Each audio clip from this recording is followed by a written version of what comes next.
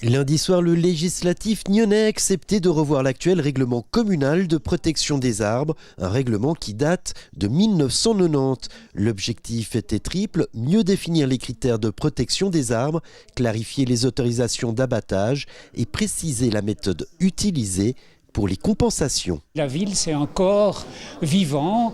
La ville de Nyon l'a agrandi, s'est densifiée. Il y a beaucoup plus d'habitants qu'avant. Et puis, en même temps, la nature en ville est super importante.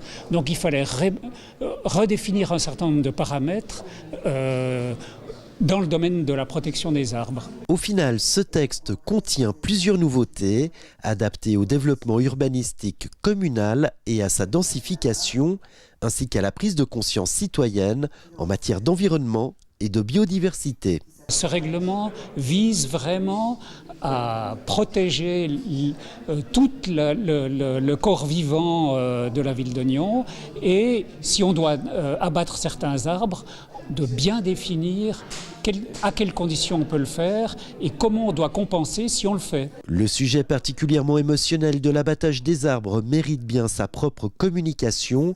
Désormais, une telle demande sera affichée au pilier public et sur le site internet nyon.ch pendant 20 jours. Il faut que les gens sachent quand on va abattre un arbre. C'est pour ça qu'on a demandé que les demandes d'abattage paraissent sur le site internet de la ville. La notion d'arbre remarquable fait elle aussi son apparition dans ce règlement, un terme qui définit les critères physiques de l'arbre, son importance, sa curiosité dendrologique et biologique, ainsi que sa valeur culturelle et émotionnelle.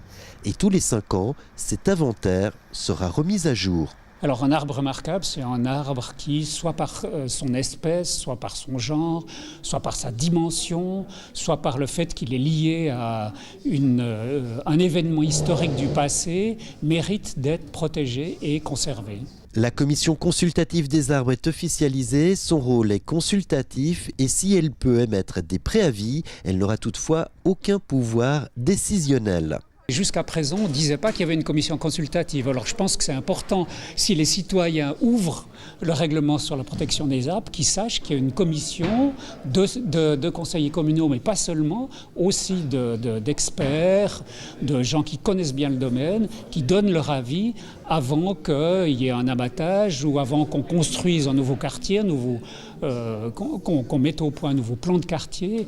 Et ça, c'est super important. Et pour l'exemple, prenons au hasard le séquoia géant de la Sueta qui pourrait être abattu dans le cadre du nouveau plan de quartier. Est-il un arbre remarquable? Le rapporteur de la commission chargé d'étudier ce nouveau règlement nous répond. Je ne suis pas un professionnel, donc je ne peux pas vous le dire comme ça de but en blanc. Ce que je peux dire, c'est que les séquoias qu'on a beaucoup plantés dans le passé, ils supportent beaucoup plus mal maintenant le climat nyonnais, le climat de la Suisse en général, et certains sont atteints d'une maladie.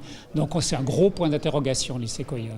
Les arbres participent à la qualité de vie et au bien-être de la ville. C'est un patrimoine essentiel qu'il s'agit de préserver et c'est exactement le message qu'a fait passer le législatif nyonnais en adoptant à l'unanimité ce nouveau règlement communal.